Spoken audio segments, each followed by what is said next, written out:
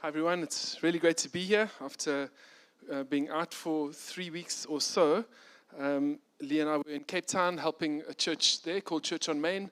Some of you may have known it, and it's a church that's going through quite a difficult time right now. The leader has recently stepped down, and there's a temporary transition team taking responsibility for the church, and there's just quite a bit of hurt and tension in the church, and so we were able just to perhaps help a little bit, I hope, and just trusting God for a season ahead that just is restorative, that brings health and life and flourishment to that church. I mean, relational, just hurt is always challenging for any situation, in a marriage, in a friendship, in a business, and in a church, and so can I just ask you to keep that church in your prayers? So I'm preaching a message on pride and humility today. It's kind of the messages that I've been preaching over the last few weeks in Cape Town.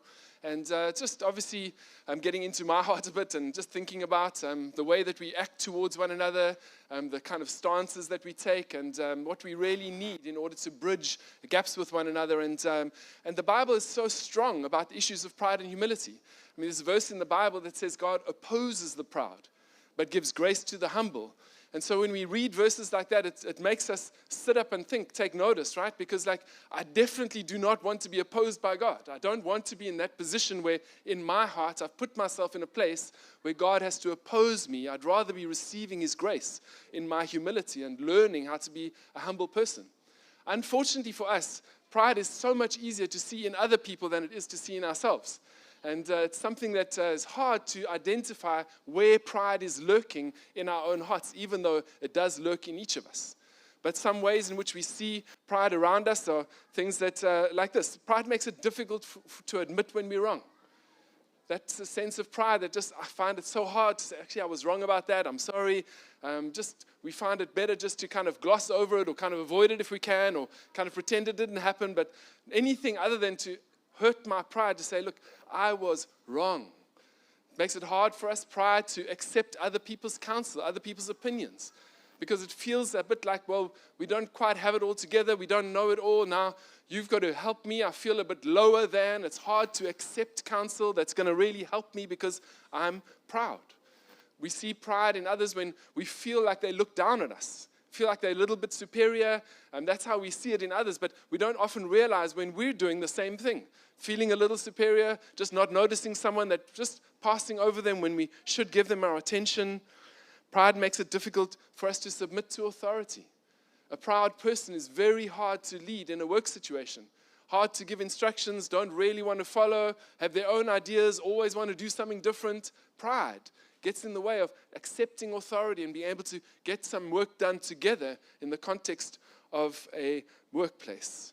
The human heart is so deceitful, we're even capable of being proud of our humility. Someone comes to you and says, oh man, such a humble guy, really value your humility, and you think to yourself, wow, that makes me feel really good about myself, and then you realize, oh, that's the opposite of what they've just complimented me on. We have to look to the person of Jesus, Philippians 2, verse 3, to look at what pride and humility really mean. Philippians 2, verse 3, and I'm reading actually out of the ESV, which might be slightly different from what comes up on the screen. Do nothing from selfish ambition or conceit, but in humility, count others more significant than yourselves. Let each of you look not only to his own interests, but also to the interests of others. Having this mind among yourselves, which is yours in Christ Jesus, who though he was in the form of God, did not count equality with God a thing to be grasped, but emptied himself by taking the form of a servant, being born in the likeness of men. And being found in human form, he humbled himself by becoming obedient to the point of death, even death on a cross. Therefore God has highly exalted him and bestowed on him the name that is above every name, so that at the name of Jesus every knee should bow in heaven and on earth and under the earth, and every tongue confess that Jesus Christ is Lord, to the glory of God the Father. This is very rich, this text, and I'm only going to take 3 kind of main points that I want to speak about to look at identifying pride and how to live in humility. And the first one is this: do nothing out of selfish ambition or vain conceit. Now, selfish ambition, when we think about that, we just, automatically just write that off. Look, I'm not selfishly ambitious. I see it sometimes in the disciples. We see that in the gospel accounts. The disciples who kind of always wanting to be first. They're having arguments between themselves of who's going to be the greatest. We've got them, even the mom of the disciples, going to Jesus and asking if one of her sons can sit on the right and the other on the left. And then all the disciples get upset about it because the mom has asked now for this kind of thing. And we just look at that and you think like, that is so bad. I mean, that is so bad. The disciples completely lost the plot. But look, at least we're not like that anymore. We've got some idea of pride and humility. We're not selfishly ambitious. But the reality is selfish ambition just means making myself the most important thing. And we can all do that. We can all look at our lives and all our relationships and all the things that are going on around us as though the story is about us. We're the leading character and everything else fits into the story of our lives. Instead of thinking of a story being written by God and we're just fitting in to this great story that God is writing. It happens in the simplest of ways, sometimes even can sound quite good and noble. I remember sitting here at this little coffee area outside with a man who is no longer in Mauritius. He was here for a shortish time and new to the church and was sharing with me about his kind of gifts and his abilities and his experience and some of the things that he's passionate about and pointing me to some YouTube clips and these things and this things and offering certain studies that he could do and even offering to preach. I think he'd been to church twice on a particular Sunday. I didn't even know him at all, you know. And I just, in the conversation, was trying to share with him, look, you know, this story, Redeemer Church, is a story that's already being written. It goes back 28, nearly 30 years, this story. It's got a whole history of people that have played their part doing certain things, and there's a whole set of values and relationships and ministries that are happening here. And the amazing thing that we have if we come into a new church is we have this opportunity to join in a story that's already being written.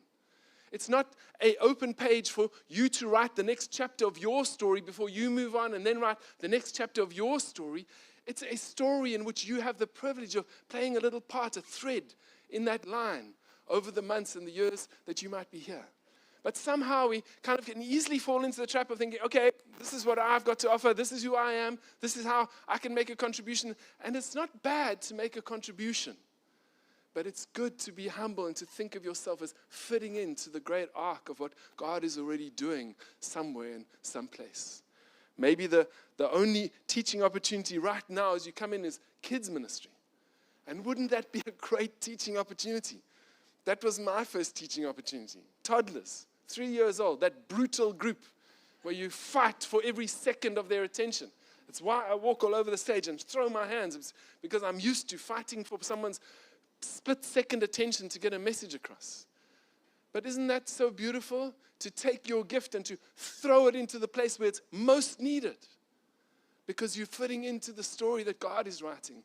Not ambitious about the story God is you wanting to write for your own life. It's vain conceit. Jesus had to deal with conceit from the religious leaders around him, the Pharisees. And again, I read some of those texts and I think, man, that is so bad. How bad could these Pharisees be? How blind, how hypocritical. How could they put on such an outward veneer, be so corrupt in their hearts? I mean, Jesus said these things about them. You polish the outside of the cup so that everyone sees how beautiful the cup is, but inside you haven't washed it. It's unclean. You make a whitewashed wall that looks amazing on the outside, but it's a tomb. There's dead bones inside. You so focused on the outside, you present this thing, conceit. I present myself, but it's not real. It's not really what's going on inside. I look at those texts, I think, man, ridiculous, those guys. At least we've moved on from that. But let me tell you a story about my life. I like to walk in the mornings. Some of you have seen me. I like to walk. It's my prayer walk. I walk with my dog Safari.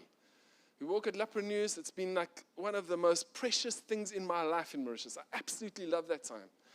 And because I love it so much, I've shared about it. And I think people do know about my walk with my dog. But, if you've ever been with a Labrador, Safari is a Labrador, you'll know that Labradors have the ability to find and consume anything edible within a 50-kilometer radius.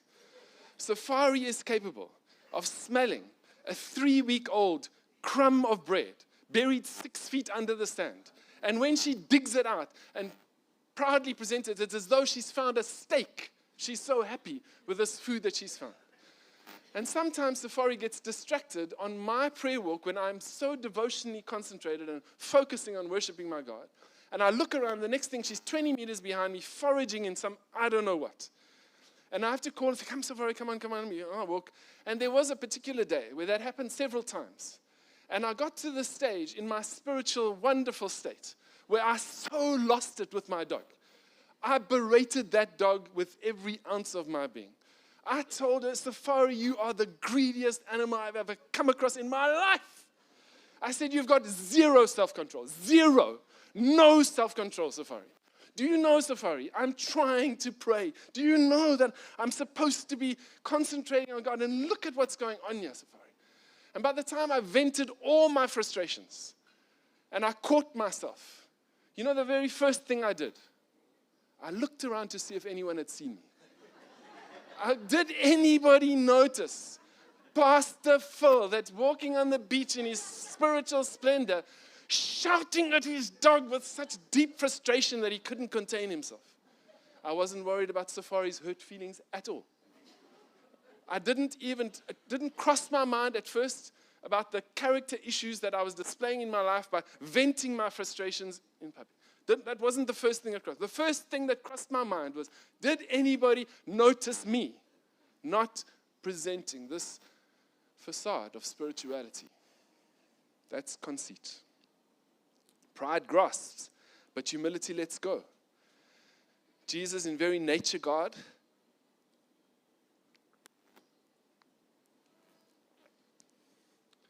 did not consider equality with God something to be grasped. It was his by right. He deserved the glory, the majesty of heaven, the angels bowing down to worship him, the living creatures. If you read about the majesty of heaven in Revelation, all of this pointed at, devoted to Jesus. It was his by right. He had it. But he did not consider it something to be grasped. He let it go. He emptied himself. It's the very opposite of what Adam did in the Garden of Eden. Because in the Garden of Eden, when the tempter came to Adam and Eve, what he said to them is this: for God knows that when you eat of it, this fruit, your eyes will be opened and you will be like God, knowing good and evil. Adam had something that was not his by right, and he reached for it to grasp it. Jesus had something that was his by right, by very nature, and he let go of it and completely emptied himself of it. Pride grasps. It wants. It must have. It needs. Humility lets go. It doesn't need the recognition of anybody. It doesn't need the affirmation of anybody. Jesus is God, whether he's worshipped by angels or whether he's born in a manger. He's still God. There's nothing that he needs to hold on to be God. He's God, whether he is or isn't glorified in that kind of a way. In fact, when he emptied himself, when he came into this earth, it's not like he kind of made himself visible and evident as God. He did the opposite. Every time people began to recognize that perhaps this is the Messiah, he told them to stop talking about it. Don't tell people who I am, he said. Several times in the gospel accounts. A large crowd followed him and he healed all who were ill. And then he warned them not to tell others about them. Matthew 16:20, he ordered his disciples, ordered them, do not tell anyone that I am the Messiah. That which is his by right, that which is his to have, to grasp if he wanted to. He let it go. He doesn't need the world to affirm that he's the Messiah. He is the Messiah. Pride grasps, but humility lets it go. I think it's amazing that how much we need to be recognized and what an indication of pride that is in our lives. Jesus addresses this in several examples. I'm just going to list a few to you so you can just picture it in your mind. But he addresses people who give large sums of money in order to be seen. See, people throw their money in the coffers and then the thing goes boing, big boing, boing, boing. Oh, wow. Did you see that? People doing something for the purposes of being seen so that people can know that they're a generous person. And he says, no, don't do that. Don't let your right hand even know what your left hand is doing. Don't even tell your own body what you're doing. You don't need to be recognized. If you give a large sum of money, you are generous. You don't need anyone's attention. Nobody needs to affirm that you're generous for you to be generous. You are generous by nature of the gift. You don't have to grasp for anyone's recognition. Our humility can let it go. We are who we are. It's the same with spirituality. You don't have to tell everyone that you go walking on the beach and how spiritual you are in the morning. You don't have to do that. You don't have to put it out there and, let everybody think how spiritual you are. You don't have to. You don't have to speak with such eloquent prayers, and the way that you pray just indicates that you know your Bible so well, or that you have this deep, intimate. You don't have to put it on. You don't have to keep on adding, so that people will recognize you, grasping for the attention, that people might know that you're a spiritual man or a woman. You don't need it. You can let it go. Humility lets it go. Nobody needs to know. If I'm a spiritual man or a spiritual woman, I'm a spiritual man or a spiritual woman. I pray like I pray. I put myself in the presence of God. I read my Bible like I read my Bible. I don't need anyone's recognition. Neither do you, and nobody does. We don't have to grasp for that sense of approval, that sense of recognition. That's pride that demands it. But it's not humility. There's a story of Ruth and Naomi. It's a story of suffering. And even we can grasp for people to recognize how deep our suffering is. That's what Naomi did.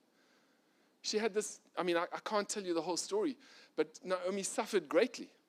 And she was on her way back to Israel with her daughter-in-law Ruth. And when they see her, they say, "Oh, great, Naomi's back." And she says, "Don't call me Naomi. Call me bitter.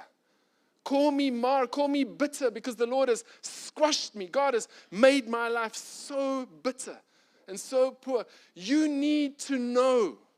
I'm grasping for you all to know how badly my life has gone, how much I'm suffering. I need it to validate my suffering." You don't. We don't need anybody. We can let it go. We have our journey with God. It might have been a tough season. It might be a good season ahead. It doesn't matter what other people think. It doesn't matter whether they recognize how deep your suffering is or whether they treat it lightly. It doesn't matter. It's got no impact on your journey whatsoever. Pride demands that we get recognized. But humility just lets it go. I'm okay. I'm walking my journey with God. Jesus challenged the religious leaders. They do everything to be seen by others. They want the best seats. They want to be greeted with respect in the marketplace. They want people to call them rabbi. Grasping for recognition all the time. And the worst is when other people get recognized more than us. The story of David and Saul. After David killed Goliath and they're coming back in victory, and the women from the towns and the villages are coming out to greet them, and they're singing their songs, battle songs, victory songs. And they sing, "Saul has slain his thousands, but David has slain his tens of thousands." And it gets into Saul's heart. They're crediting David with more than me. Here I am, the king, given my life for these people. Here I am leading the army out, every enemy we face. Here I am, and here's David. I'm grasping. I need that recognition. He doesn't need it. He doesn't deserve it. I deserve it. Grasping. But humility, just letting it go. Pride justifies, but humility obeys. Jesus took the form of a servant. He humbled himself to become obedient to the point of death on a cross. Obedience and humility go together. We talk about an obedient servant, an obedient slave. That's the kind of language, it's what you expect. Obedience from someone who's humble, from someone who's in a humble position, obedience. And it's something that the Bible so deeply values and affirms at the very highest level, obedience, in the context of humility. And Jesus shows it completely. And it reminds me again of a story with David and Saul. And I do apologize for bashing Saul a bit this morning, but he did give us quite a bit of material to work with, the guy. And Saul, there's an occasion where he's commanded by the prophet Samuel to take a particular judgment out on a people that were wicked, and it was a judgment of God. So he does it. He executes this judgment, but he doesn't complete it. He doesn't wipe them out completely. He leaves the king alive. He keeps some of the animals, and he doesn't do exactly what he's been instructed to do. And let me just read to you what happens. So Samuel rose early to meet Saul in the morning. And it was told Samuel, Saul came to Carmel, and behold, he set up a monument for himself, which is a bad sign. And he turned and passed on and went down to Gilgal. And Samuel came to Saul, and Saul said to him, "Blessed be to you the Lord, I have performed the commandment of the Lord." And Samuel said, "What then is this bleating of sheep in my ears, and the lowing of oxen that I hear?" Here we have Saul, the first thing that comes out of his mouth, "I did it. I was obedient. I did exactly what God asked me to do." So Samuel says, it's strange, because there's sheep around and cattle, and there shouldn't be. And Saul begins to justify himself. Well, look, what we did was we brought those animals back for sacrifice. It's a spiritual thing. This is very important. Like, what we did was we brought them for sacrifice. And Samuel challenges him on that. So then he says, actually, it's not actually my fault. What happened was, those soldiers, I was set on doing everything. The next thing I know, the soldiers had taken the animals, and here we are. Every point justifying why he was disobedient to the voice that God commanded. Now, that is the complete opposite to this man David, who God says was a man after his own heart. In Acts chapter 13, verse 22, it says, "When he had removed him, Saul, he raised up David to be their king, of whom he testified and said, 'I have found in David, the son of Jesse, a man after my heart, who will do all my will.'" What is this man after the heart of God? He will do all my will. Humility and obedience. What I love about David is the way that he responds when he does something wrong. Because he committed some atrocious crimes, David. Atrocious crimes. Adultery, murder, just like he did a census against God's will. He did some atrocious things. But when he gets challenged, David, he doesn't justify. He doesn't come up with all the excuses. Well, actually, what happened was, with Bathsheba, the story with Bathsheba is she was bathing naked in full sight of my roof. I climbed up on the roof, I looked down over the surrounding, and there she was, naked in full sight of my roof. It's her fault. With Uriah, I gave him the chance. He came home. He could have, made it right. And, I wasn't even there. He got shot by the enemy. It's is it really murder? He could have sounded exactly like Saul. But what does he do? The prophet Nathan comes to him, and he gets confronted with this thing. And it's like he throws up his hand. "I'm a sinner. It's me. I did it. I'm wrong. I'm sorry. I'm sorry. Forgive me, God. Tell me what to do. What should I do, God? Teach me your way. I might be humble and obedient in my life." Humility obeys, but pride justifies. And I wonder if we haven't got to a stage in our lives where we get so used to justifying. We get so used to it because, the reality is we're all human. Nobody's perfect. We've got, I know this is the command of God or whatever, but obviously there's a little bit of bandwidth because no one's actually going to get it perfectly right, And I'm within the band of what's acceptable. And so I've got this way of justifying how I live in the hope that, that's going to be good enough, instead of just saying, "Oh, God, please help me to obey." I think it affects so many areas of life, but I'll just mention a few. I think it affects our online practices. With the availability that you have of kind of online things that are harmful to your mental, physical, emotional, spiritual, moral health. And they're so readily available, and they're so kind of mixed in with, where you can so easily click on something and get to somewhere. And we can so easily justify, well, I went there, but I wasn't looking for it. Just it happened to come, and then I clicked on, and then I've got a reason. I've got a reason, and it's just so prevalent. Pornography is everywhere. It's just it's so prevalent. Everybody's looking at some version of it, I've got this reason that I can just justify a little bit, and just I'm only human. There's a bit of bandwidth. Who's going to get that all right? Nobody even knows. No one's getting hurt by my actions. I've got all my reasons justified, laid out. We're so good with our reasons, so compelling with our arguments, so able to justify to ourselves. until we can just say, Lord, I'm sorry. I'm going to obey. What about the area of gossip? Because gossip is Mauritius's actual mother tongue. It's not Creole or French or English, it's gossip. And the wildest growing bushes in Mauritius are the grapevine. And isn't it true that, like, in Mauritius, everybody knows everybody's business? And isn't it true that it's very rare that you will hear someone say, just, please will you don't talk to me about that, I don't want to know. Have you ever heard someone say that? Isn't it true that we find all kinds of reasons that it's just like, I didn't ask for it, they just told me, and like, I just passed it on because, that person knows them, and, they should just know, kind of a bit about that situation. It's not fair on them, they don't know, and I've got my justification all laid out. It's so perfectly argued.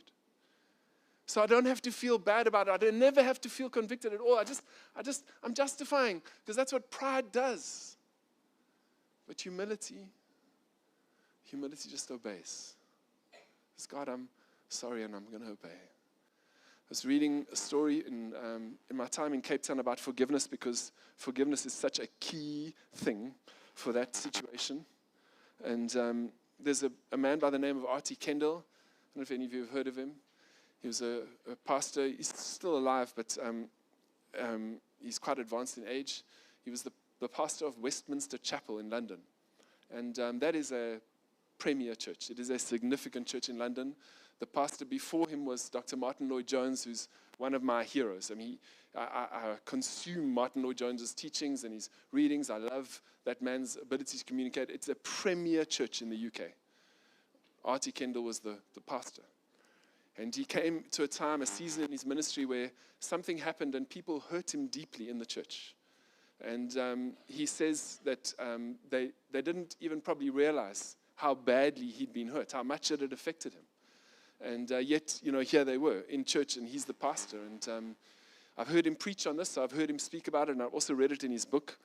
But he speaks about how he kind of was really struggling with this offense that he's building up in his heart to people that have hurt him that don't even realize what they've done. And he phoned a friend of his, or I'm not sure, maybe it was in person, a Romanian pastor named Yusuf. And he thought Yusuf's safe because he's from a different country. He doesn't know the situation. I can just unload on him. I can just share with him the situation. And he unburdened himself on Yusuf. He said, Yusuf, this is what has happened to me. And what he was hoping, this is what he writes in his book, I expected him to put his arm on my shoulder and say, Artie, you are right to feel as angry as you do. Get it out of your system. This is what he was hoping for from his friend Yusuf. So he unburdened himself. And his friend Yusuf, in his Romanian accent, said to him, Artie, you must totally forgive them. So Artie was like completely caught aback by this moment. And he said, I can't. So his friend said, you can and you must. So Artie said, no, hold on, Yusuf, I haven't told you everything. There's more to this situation that I need to tell you, that I have a reason. I have a reason that I am allowed to harbor this offense a little bit more in my life because they deserve to get punished for what they've done. That nobody even knows how badly they've hurt them. At the very minimum, people need to know. People must know what they've done. At the very minimum, there must be some consequence in their life. How can I totally forgive them? I've got a reason to hold on. This is a pastor of one of the premier churches in the UK. R.T. Kendall has written theology books. He's preached the gospel probably thousands of times. He knows the gospel inside and out. He knows about forgiveness. He knows about the requirement to forgive. He knows everything he needs to know from a mental perspective. But here he is, as a pastor, justifying himself. I can't do it, and I feel like I don't have to. Thank God for Yusuf, who would not let him go until he came to the place. And you can read it if you're interested, if you're struggling with forgiveness yourself. His book is called Total Forgiveness by R.T. Kendall. You can read about it, his journey towards finding the grace to forgive. Because pride justifies. I've got my reason and it's valid. But humility, I'll do it, God, because that's what you require of me. And my heart is for you.